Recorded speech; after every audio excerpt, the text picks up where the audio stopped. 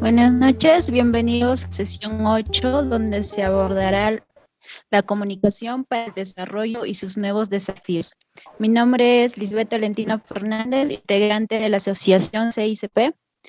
Hoy contaremos con la presencia de Segundo Armas, quien es magíster en comunicaciones por la Pontificia Universidad Católica del Perú y licenciado en Ciencias de la Comunicación por la Universidad de Lima, con experiencia en el sector público, proyectos de educación y comunicación para el desarrollo, impulsados por organismos de cooperación internacional y el Estado. Es profesor universitario, conferencista e investigador en temas de comunicación para el desarrollo, comunicación estratégica, comunicación gubernamental, comunicación y cultura política. Por favor, a todos los participantes se les pide mantener apagados sus micrófonos para así evitar interrupciones.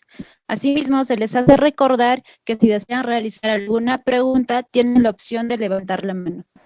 Magíster Segundo Armas puede iniciar. Buenas noches. Agradezco infinitamente al Centro de Investigación en Ciencia Política por darme esta oportunidad de comunicarme con ustedes en un tema que realmente me gusta mucho, me apasiona, forma parte de mi agenda y mi interés permanente, que es el tema de la comunicación para el desarrollo. A veces poco conocida, y por poco conocida, poco abordable, ¿no? Entonces, hoy día quiero compartir con ustedes algunas ideas que he venido reflexionando y que los he escrito en varios documentos acerca de la comunicación para el desarrollo y los desafíos que esta implica en la era, en el momento actual. Cuando hablo a veces para el desarrollo, mucha gente me pregunta, ¿y por cuál desarrollo? Porque resulta que ahora también están hablando de comunicación para el cambio social, comunicación para el buen vivir, que en suma yo creo que es lo mismo, ¿no? Es lo mismo porque todos persiguen el mismo fin. Y entonces yo conservadoramente me quedo con el concepto de comunicación para el desarrollo. Y cuando me hablan de qué desarrollo, miren, yo no he visto propuestas más serias que aquellas que provienen de la propia Organización de las Naciones Unidas. Las Naciones Unidas empezó a través de la CEPAL en los años 50 con la tesis del desarrollo que denominó desarrollo endógeno, al que llamó industrialización mediante la sustitución de importaciones, y que luego de 2 décadas aproximadamente entró en crisis porque era un modelo que solamente apuntaba al desarrollo económico y era una visión, y es una visión reduccionista sobre el desarrollo. Pero en la década de los 90, las Naciones Unidas salió con 3 propuestas que a mí me parecen fundamentales. La primera propuesta fue aquella que se denomina como desarrollo humano o desarrollo con libertad. Es el desarrollo que promueve la generación de capacidades y oportunidades y tiene básicamente en Amartya Sen, entre otros, sus principales mentores, que han considerado que el desarrollo humano debe medirse con 3 indicadores. El primer indicador se refiere a la esperanza de vida al nacer, o sea, cuál es el promedio de vida que tiene el ser humano cuando nace en cada país o a nivel global. El segundo indicador es el nivel educativo qué grado de educación tiene la persona en promedio. Y el tercer indicador es el ingreso per cápita. O sea, el ingreso por persona que tiene, el ingreso que la persona tiene al cabo, promedio al cabo de un año, ¿no? Entonces, esa es la primera propuesta que a mí me parece seria. Y plantearon para eso varias propuestas, pero en las últimas que planteó el Programa de Naciones Unidas para el Desarrollo fue la propuesta de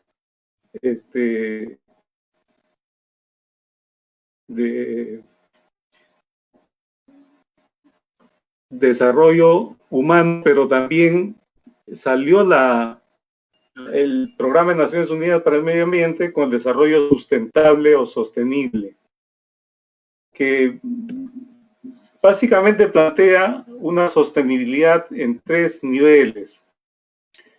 La sostenibilidad económica, que es desarrollo económico, la sostenibilidad ambiental, que es el desarrollo ecológico, y el desarrollo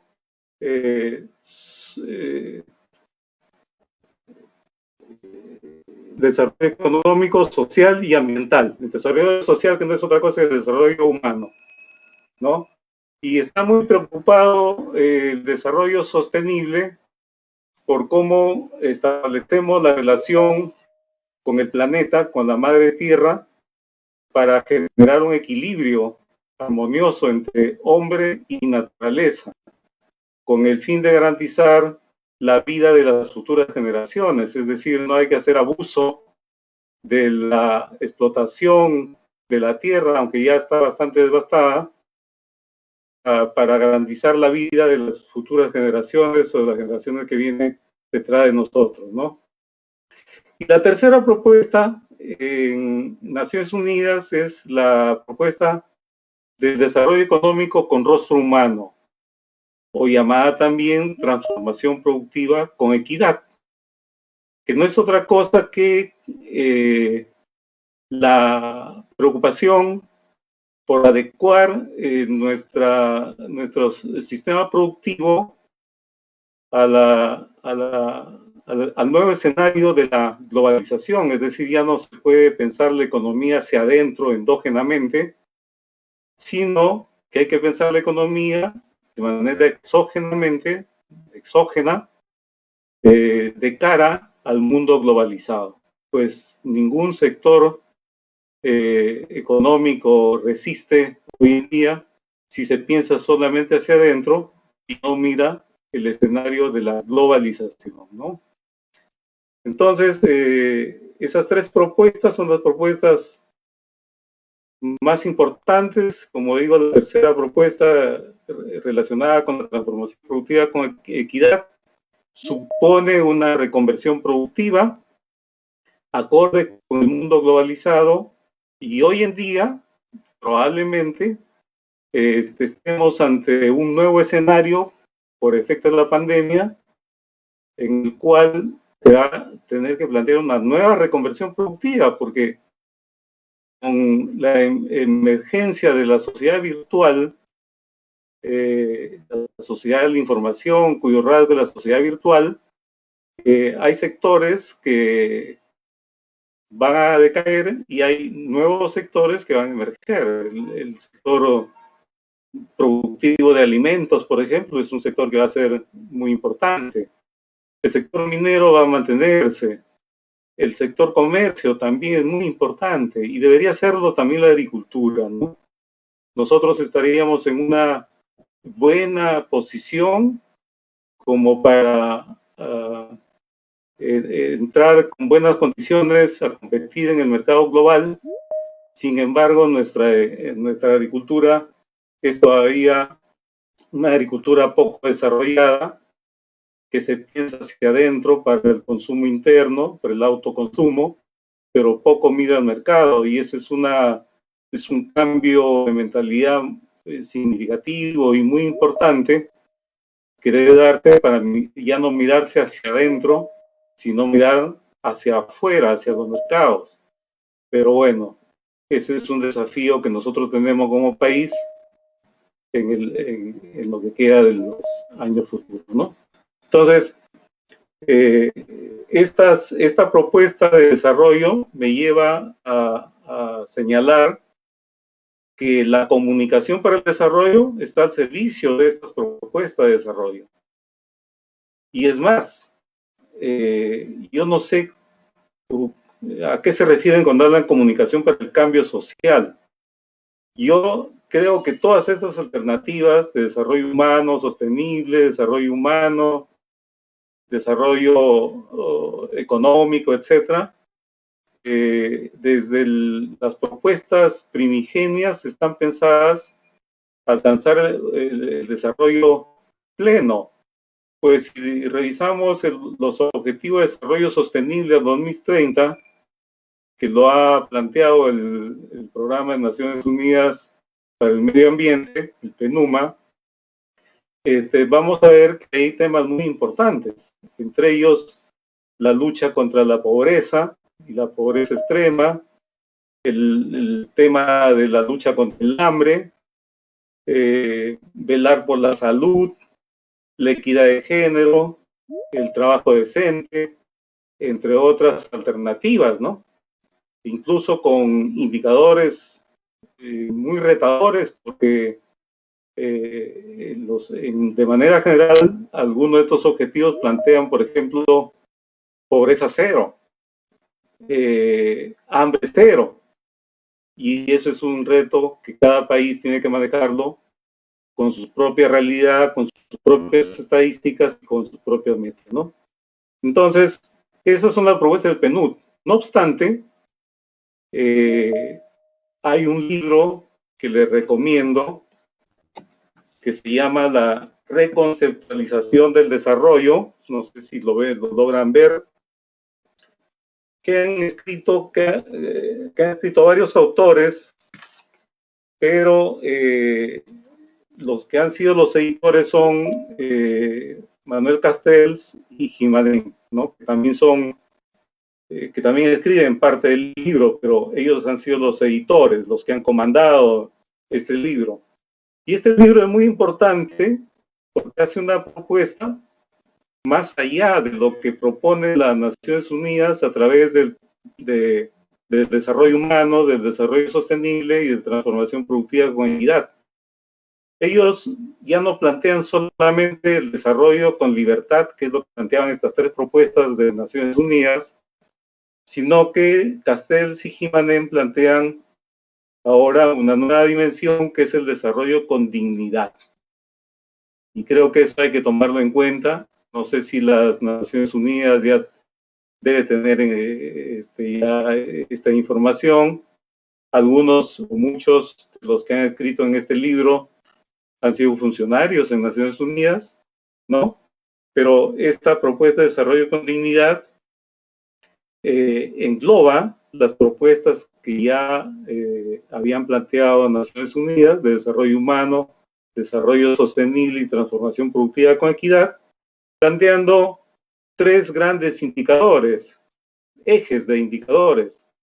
Un primer indicador es el desarrollo informacional, que plantea indicadores de economía, de innovación y de tecnología. Un segundo eje de indicadores es el desarrollo humano, teniendo como indicadores salud, educación y desarrollo social. Y el tercer eje, que es novedoso para el tema de la comunicación y para el desarrollo en general, es el desarrollo cultural, donde tiene como indicadores el indicador vida, el indicador libertad y el indicador justicia. Es un hermoso libro, lo encuentran en el Fondo de las Naciones, en el Fondo de Cultura Económica, y les recomiendo sobremanera, ¿no? Yo creo que pronto seguramente vamos a tener novedades de replanteamientos sobre propuestas o enfoques de desarrollo novedosos. ¿Y qué cosa es la comunicación para el desarrollo? Como su nombre lo indica, es la comunicación al servicio de algo. Y ese algo es el desarrollo. ¿Cuál desarrollo? El que acabamos de mencionar. ¿Y cómo defino yo la comunicación para el desarrollo? Porque también, fíjense que hay varias perspectivas de definición de la comunicación para el desarrollo. Muchos alumnos se me acercan y me preguntan, ¿y qué cosa es la comunicación para el desarrollo, profesor? Porque nos hablan tanto de comunicación para el desarrollo y nunca hemos definido qué cosa es. Pero hay otra gente que sí lo define y lo define con un problema de pobres. Y no, el desarrollo es de pobres y ricos. Todos estamos llamados a construir procesos de desarrollo. Y otros hablan de comunicación para el desarrollo refiriéndose al trabajo comunitario con cierta población de situación de pobreza y extrema pobreza. Y eso no es en realidad lo que yo entiendo por comunicación para el desarrollo. Yo entiendo la comunicación para el desarrollo como una estrategia de comunicación que contribuye al emprendimiento ciudadano, al empoderamiento ciudadano. ¿Para qué? Para que sea el ciudadano protagonista y actor en la toma de sus decisiones y sea dueño, propietario de su propio destino. O sea, empoderar a la gente, hacer no solamente pensar y creer, sino serlo, que la gente sea protagonista de sus derechos y obligaciones y tome decisiones para definir el futuro de su vida. Miren, ningún proceso de desarrollo ha sido posible si no es por obra de la propia gente. Eso está demostrado y estoy absolutamente convencido de que la comunicación para el desarrollo es una estrategia que permite empoderar a la gente y que esta gente sea la que toma sus propias decisiones y defina el destino de su vida. Estoy muy convencido que el desarrollo es obra de la gente y no de dinero, de plata, y no solo de políticas públicas, sino también de voluntad política de la gente, la voluntad de salir adelante. Y así fue después de la Segunda Guerra Mundial. Y hay muchísimas experiencias que podrían darnos cuenta de que con el esfuerzo de la gente se ha salido adelante. Y aquí en el Perú tenemos, por suerte, una experiencia muy interesante que los peruanos deberíamos conocer, que es la experiencia de Porcón, de Granja Porcón, que es una comunidad evangélica a la cual se le transfirió un proyecto que estaba llevando a cabo, si no me equivoco, la Cooperación Técnica Belga con la Universidad Técnica de Cajamarca y el gobierno regional, que era un programa básicamente de forestación con pinos en esa parte de la comunidad. Y ellos transfieren a la comunidad y resulta que la comunidad es una comunidad evangélica. Y si ustedes van a Granja Porcón se van a dar con mucha sorpresa, porque Granja Porcón como experiencia de desarrollo tiene ecoturismo, tiene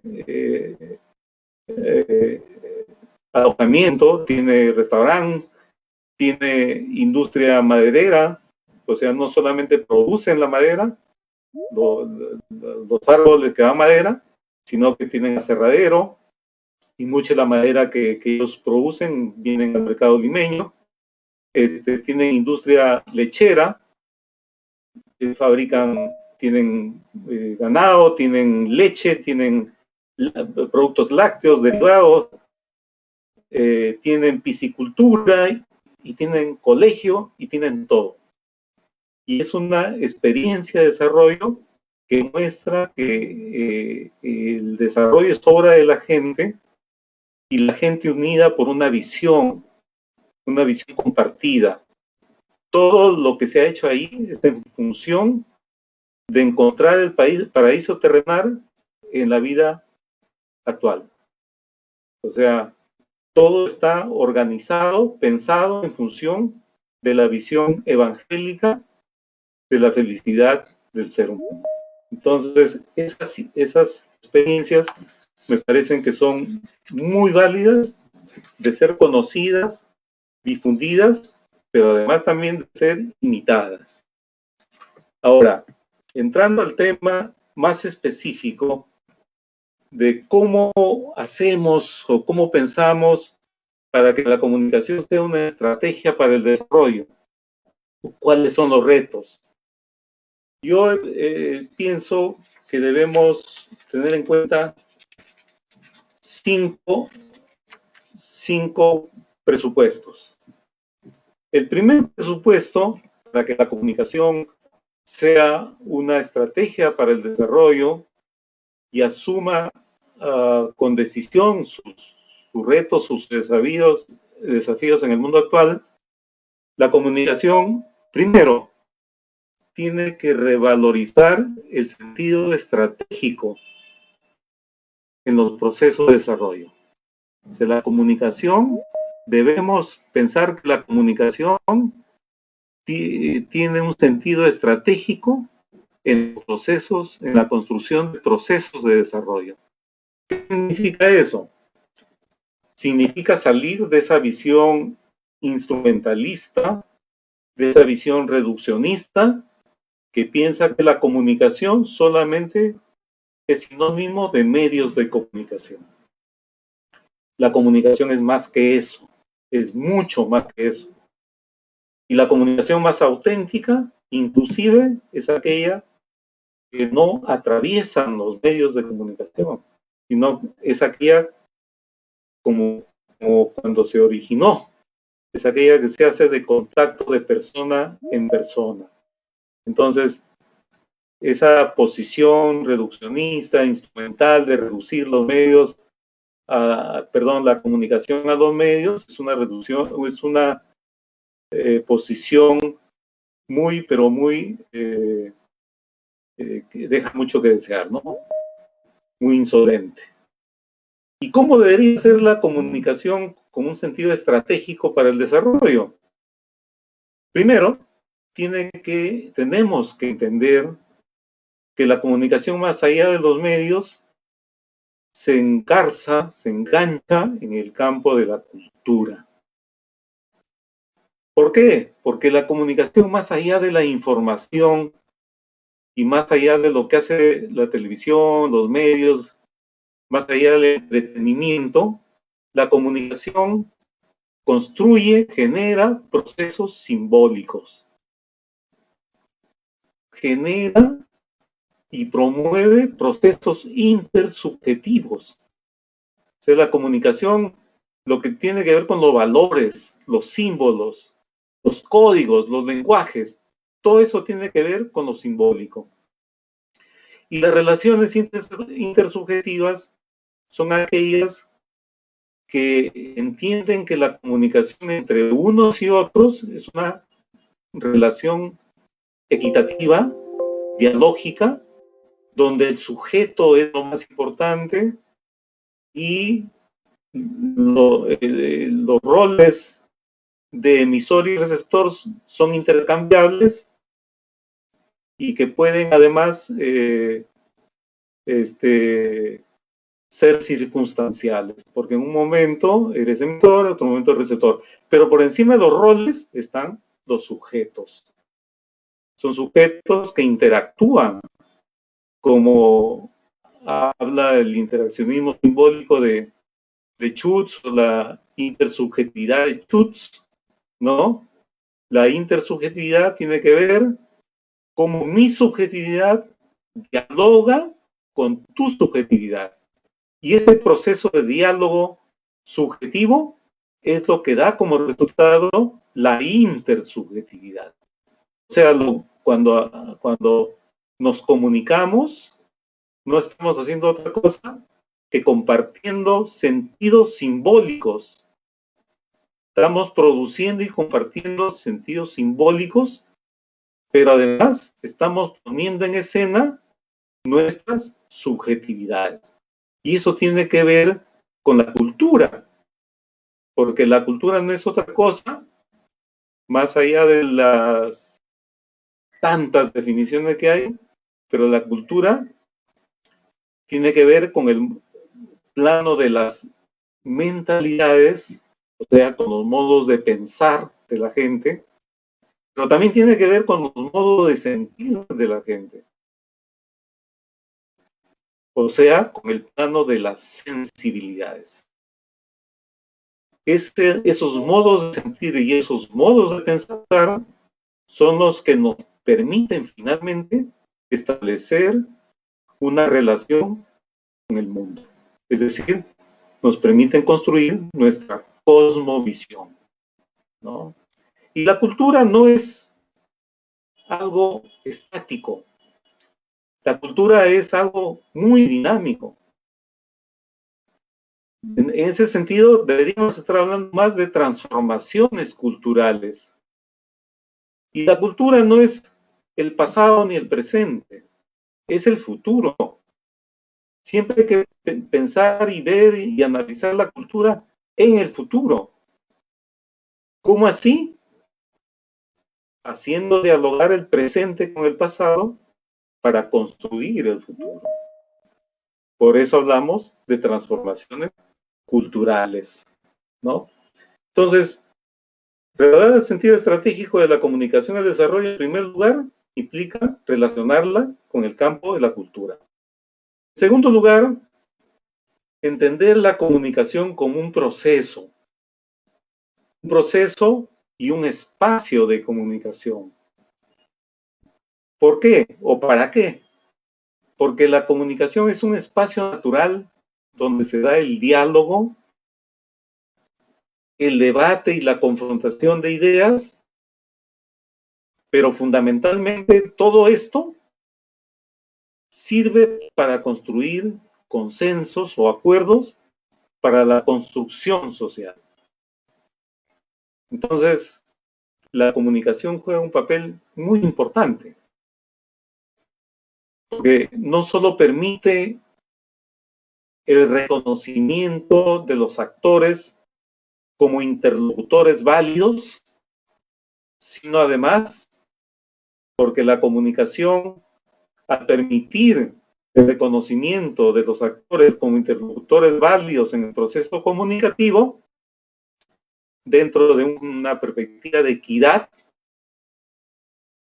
se convierte en espacio privilegiado para establecer los diálogos, las confrontaciones de ideas, los debates, pero sobre todo para arribar a los acuerdos y consensos necesarios para construir nuestro contrato social, nuestro sentido social, que no es otra cosa que es cómo compartimos una misma visión en torno a un objetivo común, haciendo de nuestra vida una vida civilizada, armoniosa y en progreso. Entonces, la comunicación como proceso tiene que ver con eso. Y por último, la comunicación hay que entenderla también como mediación. La comunicación no es intermediación como algunos periodistas creen ser. La intermediación es arrogarse el poder o empoderarse con el poder de otros para hablar en nombre de los otros, buscando negociar prebendas en nombre del poder de un tercero. Es la intermediación. Pero la mediación es como la comunicación y los comunicadores en general nos ponemos en el centro entre las dos partes en disputa y generamos aproximaciones, diálogos, relaciones intersubjetivas y promocionamos y propiciamos que conversen, que dialoguen y sobre todo se pongan de acuerdo. Entonces, la mediación tiene que ver con eso, con la necesidad de que entendamos bien que la comunicación y los comunicadores somos promotores, facilitadores de procesos de diálogo, pero sobre todo de construcción de acuerdos y consensos, ¿no?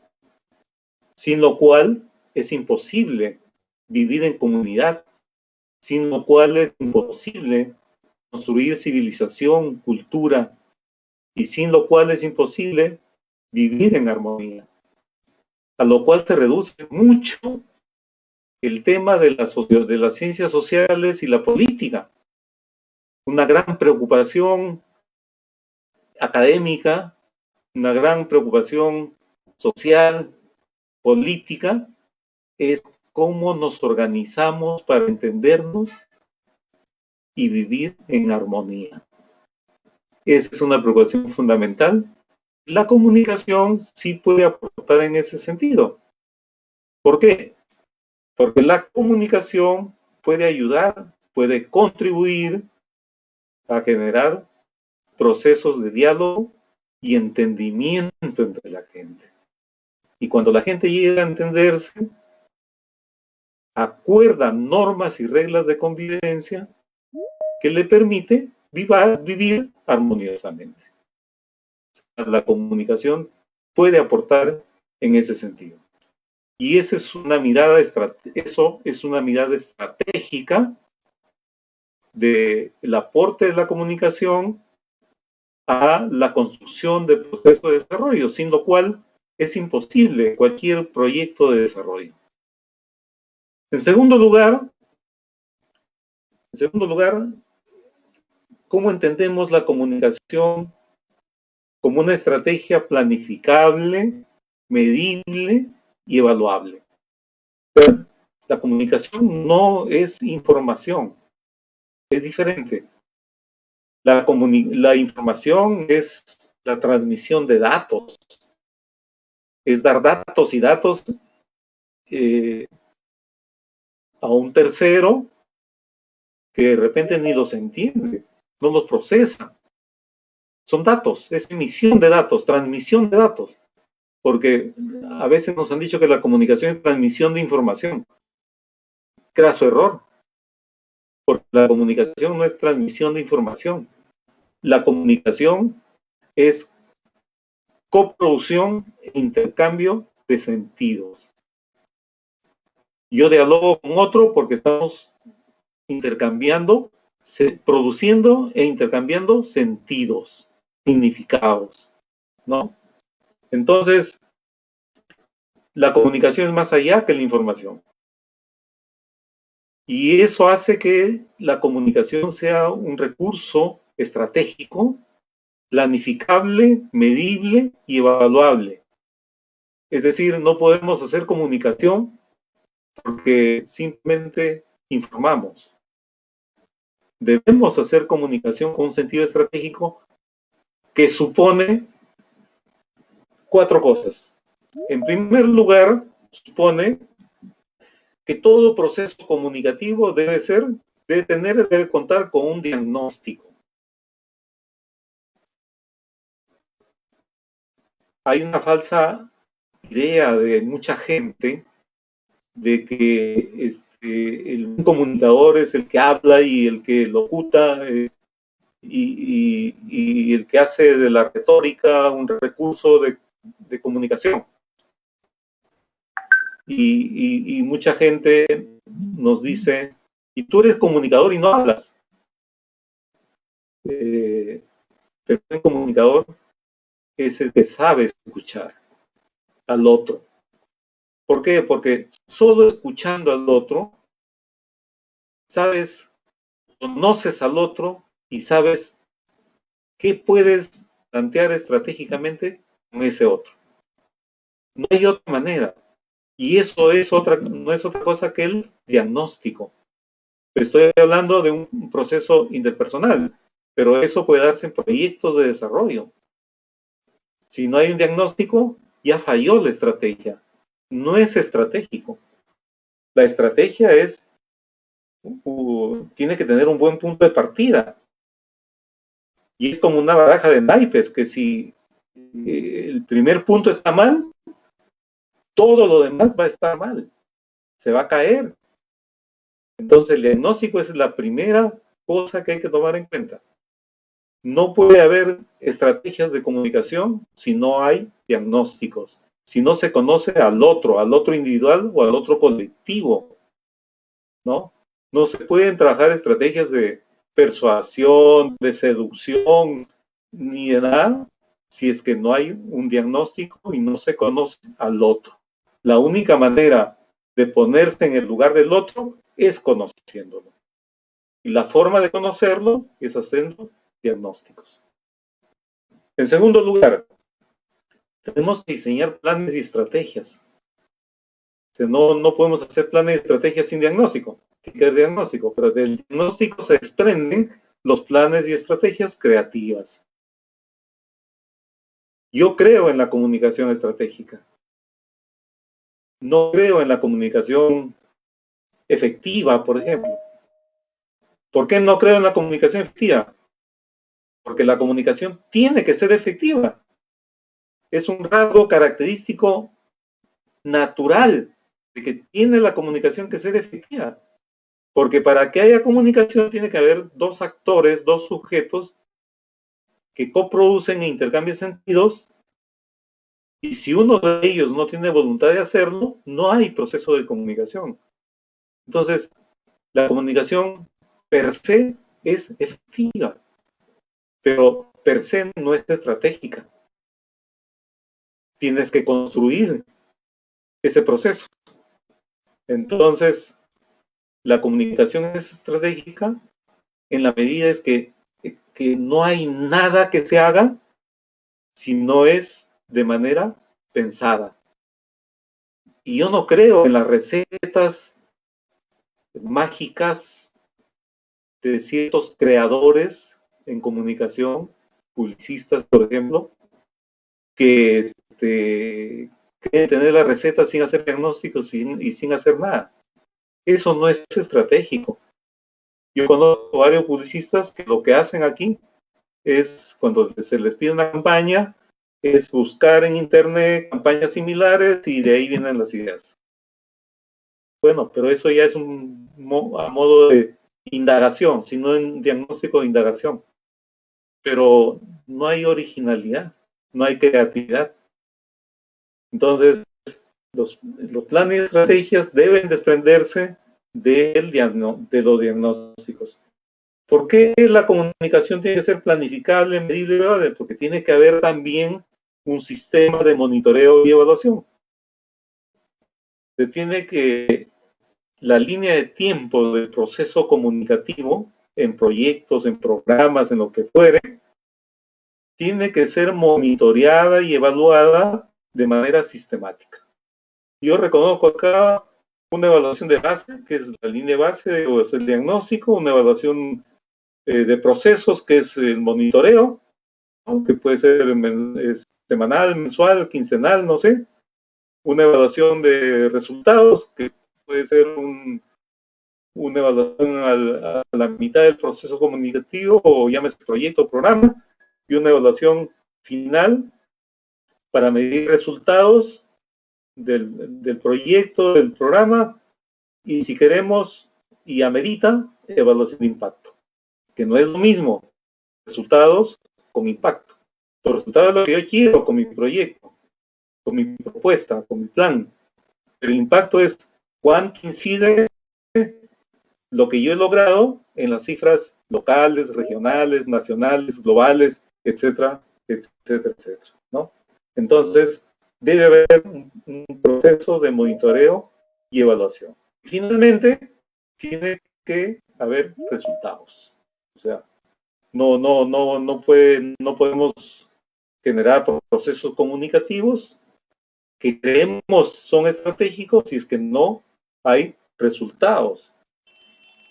Y este proceso de estos 4 pasos tiene que ser un proceso permanente y cíclico.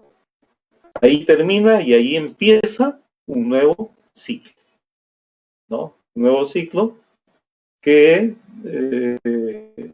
será un proceso nuevo, enriquecido y con resultados más halagüeños, ¿no? Eso es lo segundo, entonces. Lo tercero, ¿cómo construimos un enfoque de desarrollo humano integral y sostenible? Combinando desarrollo con libertad, con desarrollo con dignidad. No basta el desarrollo humano por sí solo. No basta el desarrollo sostenible por sí solo.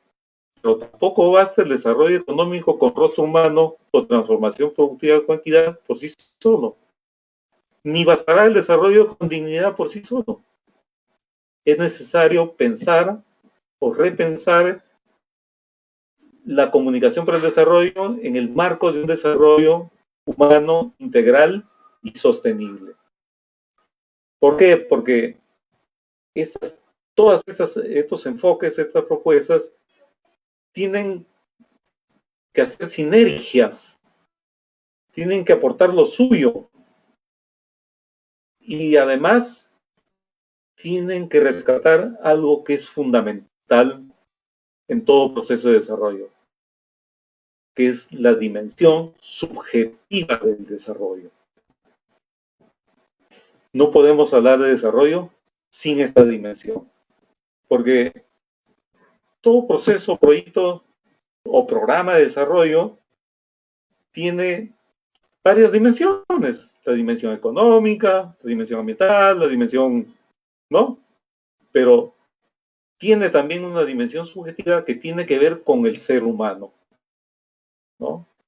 Y tiene que ver con el ser humano en sus voluntades, en sus compromisos, en su involucramiento en cada proceso, proyecto o programa de desarrollo. Porque todo puede faltar en un proyecto de desarrollo, en un programa de desarrollo. Todo puede faltar. Pero lo que no puede faltar es el ser humano. A ver, para desarrollar la agricultura en Holanda, no había terrenos, no había territorio. Pero la voluntad de la gente en Holanda hizo que le ganaran territorio al mar. Y Holanda tiene agricultura. En cualquier proyecto, si falta tierra, la tierra se consigue. Si falta agua, hay formas de crear o contar con agua. Si no hay insecticidas o pesticidas, si no hay abonos, si no hay semillas, todo se puede conseguir. Lo que no puede conseguirse es la voluntad del ser humano para impulsar el proceso de desarrollo.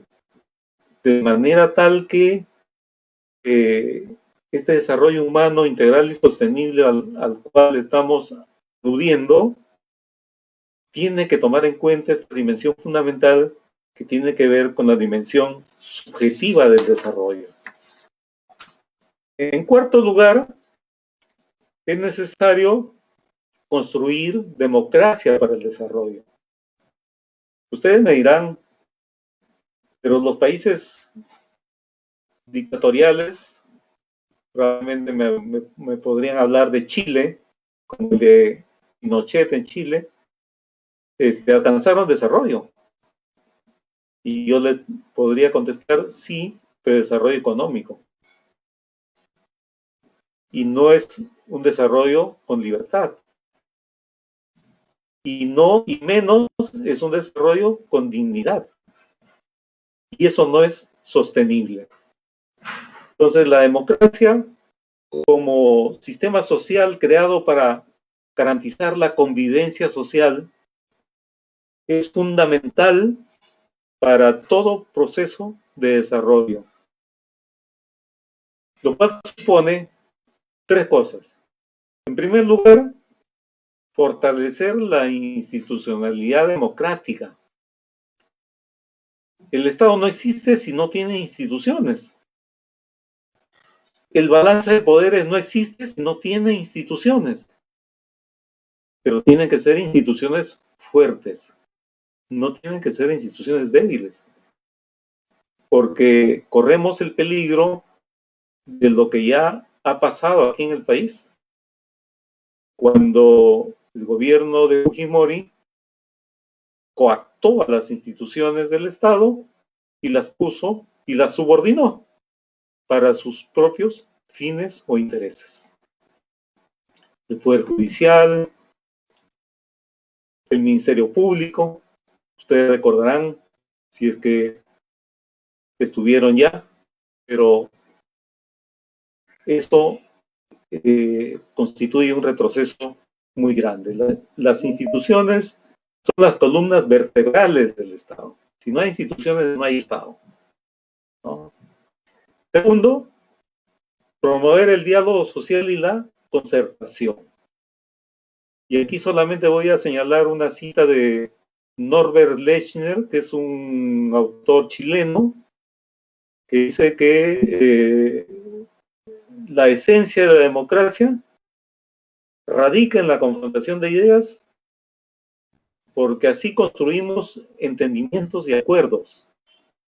¿Por qué? Porque de lo mejor del debate y de las confrontaciones de ideas salen las síntesis que enriquecen la democracia. Entonces, la democracia supone diálogo, pero también debate, confrontación de ideas. Es algo que ahora ya no se estila mucho. Ahora se entiende que debatir es como estar en contra de la persona con quien debates. Y no es un problema personal. Hay que diferenciar lo que es el debate de ideas de lo que es la agresión o la violencia personal entre las personas que discuten. Cuando yo discuto con alguien, cuando yo debato con alguien, no me estoy enfrentando personalmente a la persona. Estoy debatiendo con mis ideas, sus ideas. Es decir, estamos intercambiando puntos de vista, ideas. Tengo varias experiencias en las cuales con gente que sí entiende esto, discutimos y a veces la discusión de ideas es acalorada, pero termina la discusión y seguimos siendo tan amigos o tan buenos compañeros de trabajo que no ha pasado absolutamente nada. Porque además todo ese debate ha sido rico para llegar a cumplir con lo que hemos estado buscando, ¿no? Como objetivo. Entonces, el debate y la confrontación de ideas no es dañino, debe ser una práctica permanente en la sociedad. En los años 70, 80, todavía algunos años de los 80, los principios, en San Marcos en la Universidad de San Marcos hay un patio que se llama el Patio de Letras. Y ahí nos reuníamos, yo no estudié en San Marcos, estudié en otras universidades, pero me gustaba la política, la comunicación política también, y ahí nos reuníamos, los jóvenes, a debatir públicamente con nuestras ideas en mano. Y eso es una práctica que ya no existe. Y es más, cuando confrontas ideas, cree mucha gente que eres su enemigo, y eso no es así. Es un error de concepción. Y finalmente, en este punto de construir democracia para el desarrollo, construir ciudadanía es un gran desafío para la comunicación para el desarrollo también. Yo acá hago una caracterización rápida de lo que es la construcción de ciudadanía, ¿no? El panorama, el escenario es el siguiente.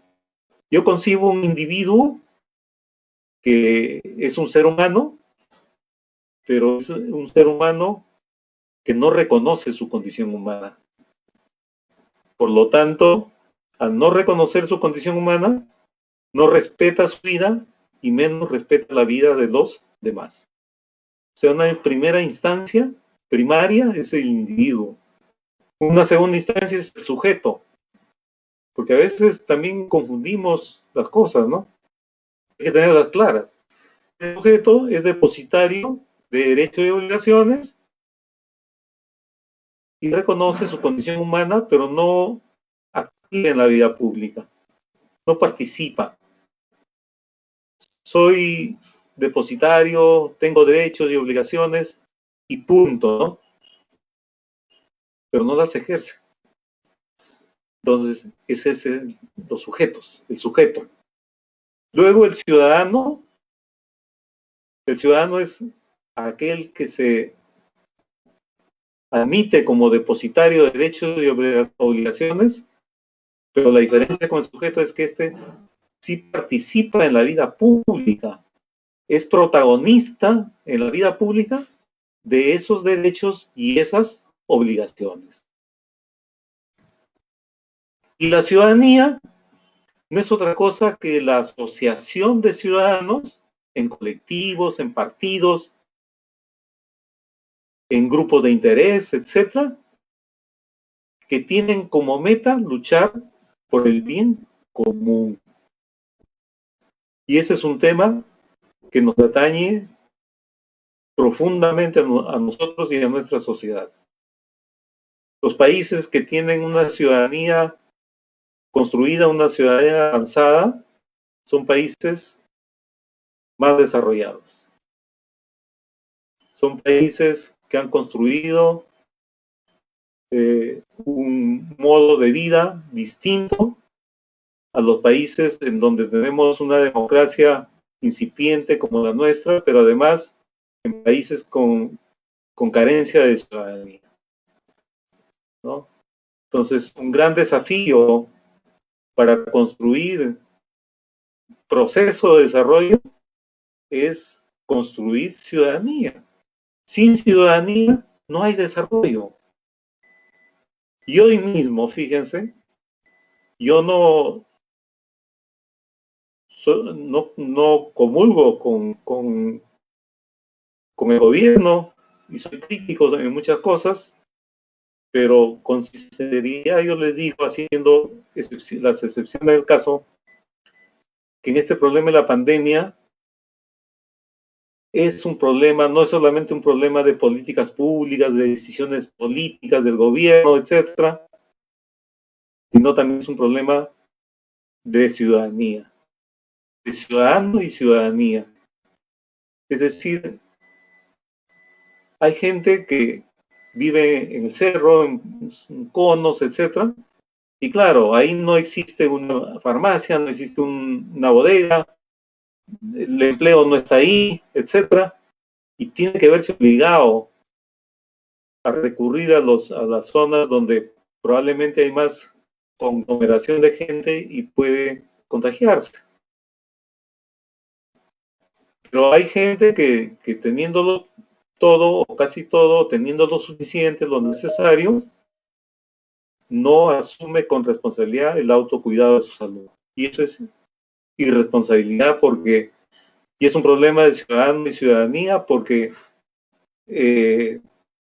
no está pensando, no está asumiendo responsablemente que contagiándose él va a poder contagiar también a otros. Y la pandemia es pandemia por eso, porque se generaliza, ¿no? Pero al fin y al cabo también soy crítico en ese sentido, pero creo que no es un problema clasista, no es un problema de clase social, es un problema de ciudadano y ciudadanía, o sea, de responsabilidad social. O seas pobre, seas de clase media o seas de rico, tienes que cuidarte. Me dirán, no tengo para la máscara, pero tampoco respetas la distancia social. Entonces, ¿en qué quedamos, no? Es un problema racista. Ayer tuve una conversación con una amiga y me decía, no, pero los pobres que no tienen que comer salen a trabajar. Perfecto. Hasta ahí está perfecto, pero no es un problema clasista. ¿Tienen que salir a trabajar? Sí, pero tienen que saber cuidarse también. No puedo entender cómo hay chicos que van a la playa a hacer el surf, a correr tabla. No puedo entender cómo hacen fiestas masivas los jóvenes. No puedo entender cómo los jóvenes, cuando dieron las primeras medidas más flexibles del gobierno, salieron inmediatamente a jugar fulbito en las canchas, en los barrios de los conos populares de Lima. O sea, con esa lógica, que es una lógica cultural, un problema de mentalidades, de nada sirve el 12% del PBI que ha destinado el gobierno para esta lucha, y si destina más y no tiene la colaboración responsable de la gente de autocuidar su salud, no vamos a salir adelante en este tema. Fuimos uno de los primeros países con medidas políticas para enfrentar la pandemia, y ahora, si no me equivoco, estamos en 5º lugar, y creo que sí hay una responsabilidad del gobierno en algunos casos, pero también hay una responsabilidad del ciudadano. Y eso es autocrítico, porque hay que reconocernos también que somos parte de una cultura donde podemos, le sacamos la vuelta a la norma, a la regla, y violentándola generamos problemas como esto. O sea, mientras no armonicemos una cultura del autocuidado de la gente con las medidas políticas que da el gobierno, no vamos a poder salir de este problema que nos atañe gravemente y que seguramente va a traer, y ya está trayendo, consecuencias negativas profundas, como por ejemplo el desempleo, el aumento de la pobreza y la extrema pobreza, el hambre, entre otras cosas, ¿no? Y eso sí va a ser catastrófico, porque el nivel de recesión que vamos a tener más adelante va a ser muy, pero muy fuerte. Y hay que prepararnos para eso.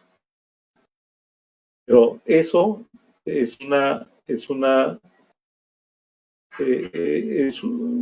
condición, la construcción de ciudadanía es una condición para impulsar cualquier proceso de desarrollo. Invertir el 12% para combatir esta pandemia no le hace ningún favor al desarrollo.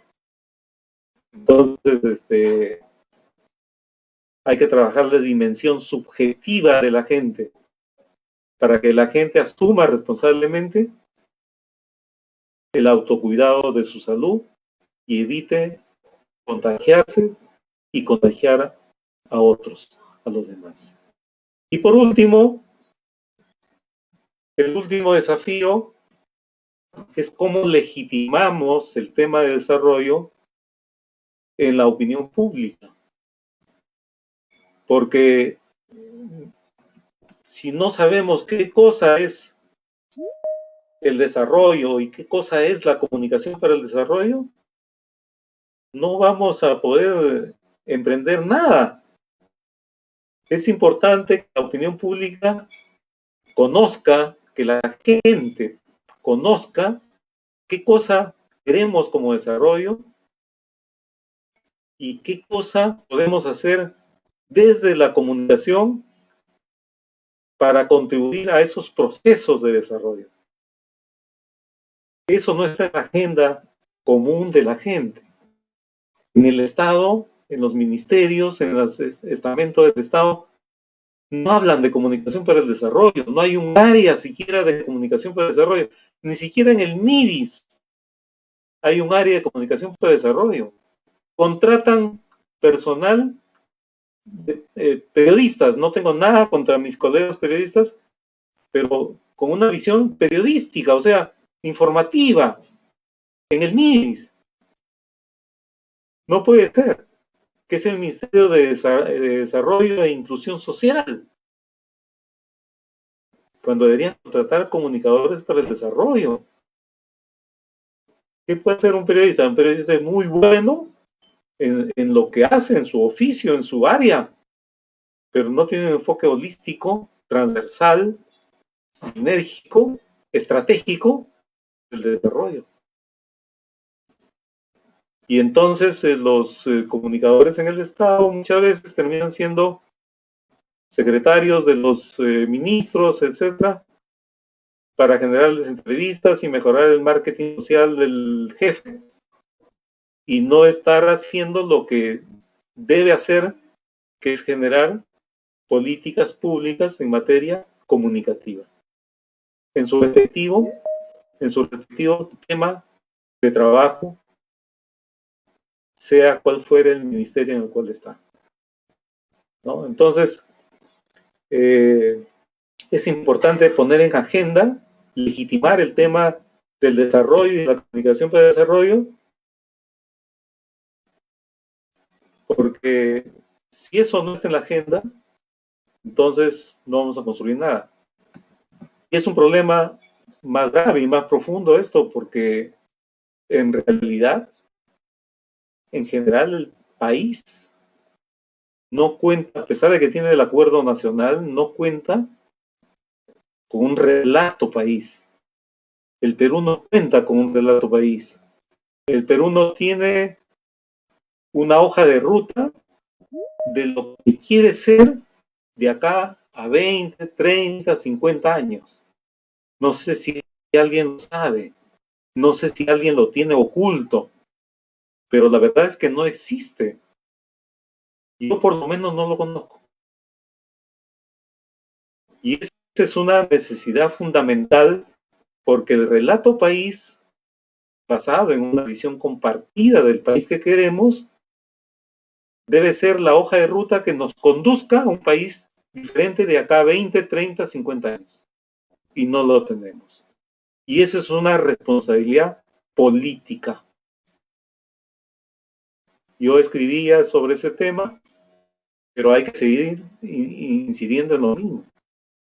Y a propósito de la opinión pública, yo sé que ustedes van a tener un curso también, ojalá que puedan participar de opinión pública.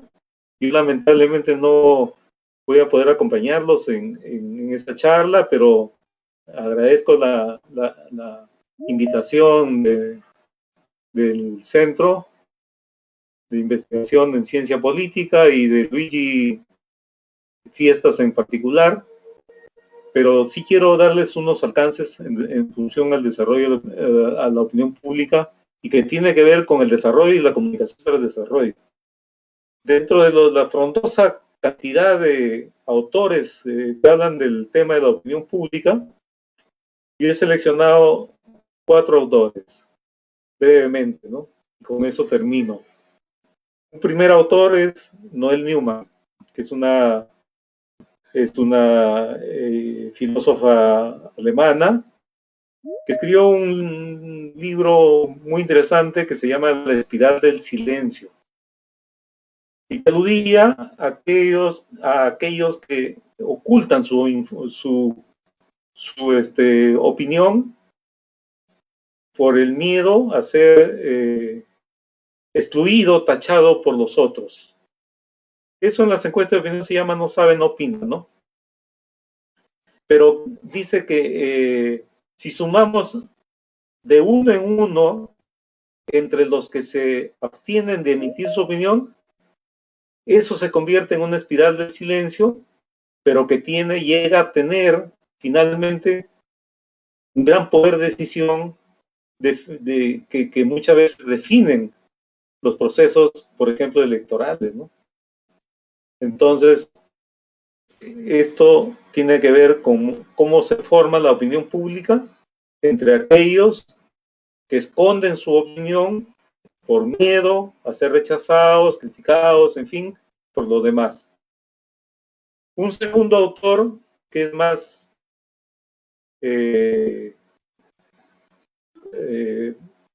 contundente en su planteamiento es Pierre Bourdieu, es francés, tiene un famoso artículo que señala, pero es famoso, es un artículo, pero es famoso el artículo, se llama "La opinión pública no existe", porque lo que existe, dice, es un constructo. Es un constructo en la medida que definen todo a su manera, dependiendo de sus intereses particulares. Porque, por ejemplo, dice, ¿quién define qué preguntas van y qué preguntas no van en las encuestas? Lo define el que diseña la encuesta y de acuerdo a sus intereses particulares. ¿Quién define que la muestra es representativa y si es mayoría